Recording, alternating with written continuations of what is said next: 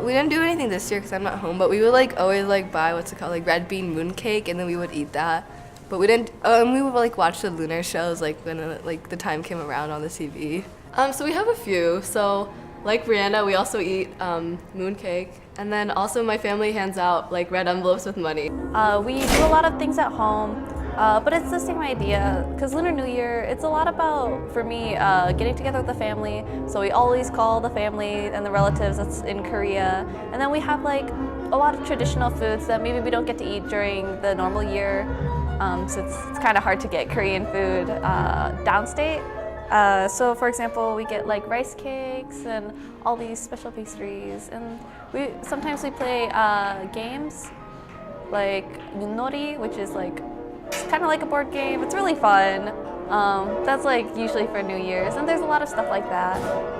Well, in Korea, we basically, on the first day of New Year, we bow to our parents and grandparents, our elders, and then we eat a special soup, which is supposed to make us turn 1 year older. We also just like get together with family and talk and have fun, and then we play games, traditional games and stuff like that. At home, we usually we make lots of food with the family, like dumplings, and we also like all different kinds of dumplings. We also make spring rolls. A lot of Lunar is just food since it's to celebrate the new year, so there's lots of food. And then the important aspect is reunion, so like being together with the entire family, and then like calling relatives, like all the relatives. So it's overall like really fun, and it's all about I guess like togetherness and happiness to celebrate. Some other like traditions that I suppose like we do is like we have like a huge like we clean the house, so we basically clean the entire house, and then like we cut our hair, we get new clothes, and then another tradition is like giving out red pockets to like the younger children.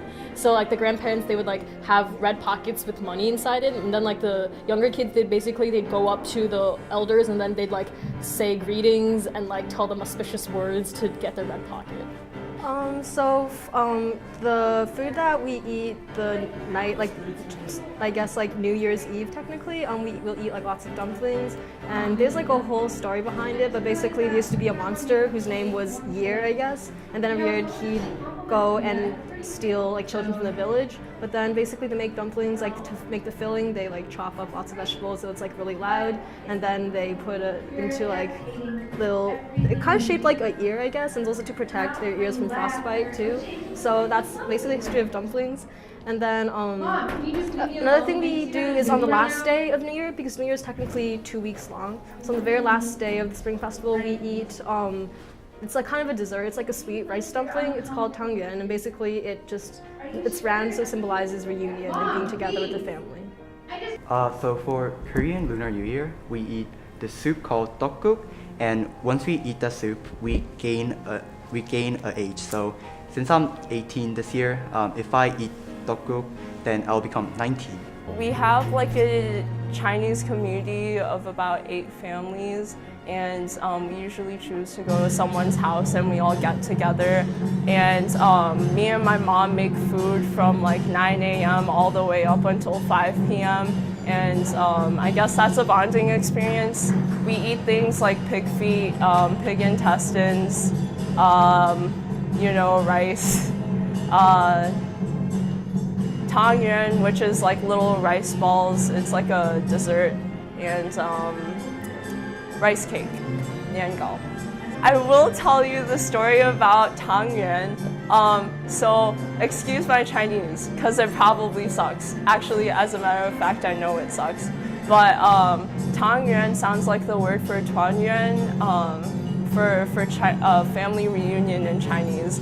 And tangyuan is shaped in a circle, and that's the shape of the table that Chinese people usually eat at, with like a spinning middle to share food with everyone.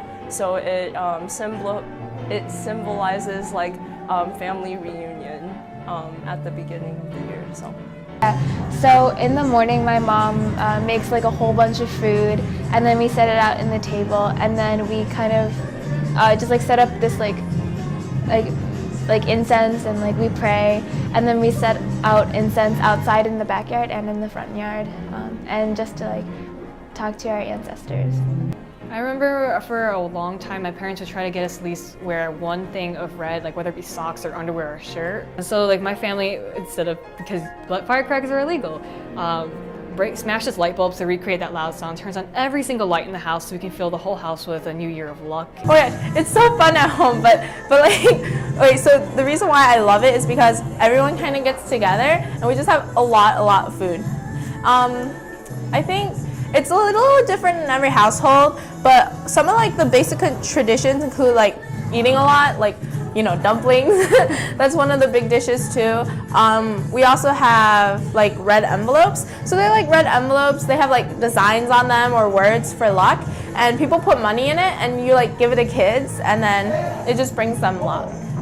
So we have another like little show in our town for like everyone who's Asian. So we would have like dances and singing performances, like similar to what we have today, and like similar to like EMSA, anyone could participate. So we'd have like different people from different schools like come and do what they wanted to do.